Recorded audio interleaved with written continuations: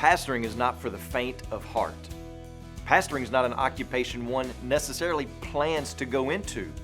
It does become a calling. It becomes a desire of a noble yet dangerous task. And yet the role and function of a pastor can oftentimes be abused by the pastor himself or by the church. So Paul sets out in 1 Corinthians chapter 4 to set things straight about the role of the leaders of the church, the pastors. Now you may think that this seems a little self-serving on my end because I'm a pastor, or maybe someone has hurt my feelings or something's going wrong in my church, but I'm not angry. Nothing's going wrong in our church, but this is one of the beautiful things about studying through books of the Bible. We address the whole counsel of God and not just cherry pick what I want to preach or teach. And since we're walking through 1 Corinthians, and last week we finished up chapter 3, then we must continue into chapter 4, taking what it gives us as needful to hear in this moment. So listen to what it says in 1 Corinthians chapter 4, verse 1. This is how one should regard us, as servants of Christ. So Paul has just stated at the end of chapter 3 that all things are given to serve and to benefit the church.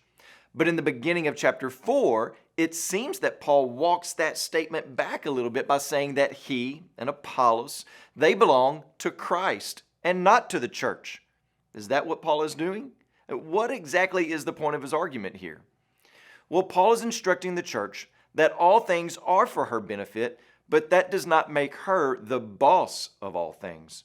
All things can be enjoyed by her, but that doesn't make her the employer. As we've seen, a popularity contest had broken out in the church at Corinth that had different divisions of people saying their particular favorite leader was better, more spiritual, more qualified, more worthy of following than the other leaders. And it wasn't just that people were for whoever their favorite leader was, they were also anti the other leader. So Paul has to address this issue. And so this is what he says. Pastoring is not a popularity contest, so stop judging it as one. Perhaps your view of your pastor needs to be adjusted. You know, he's not running for an office. He is fulfilling a calling of God as the servant of Christ. His aim is not to be popular, but to be faithful. As you pray today, please remember Danny Ballard and his family, our missionaries in the Philippines.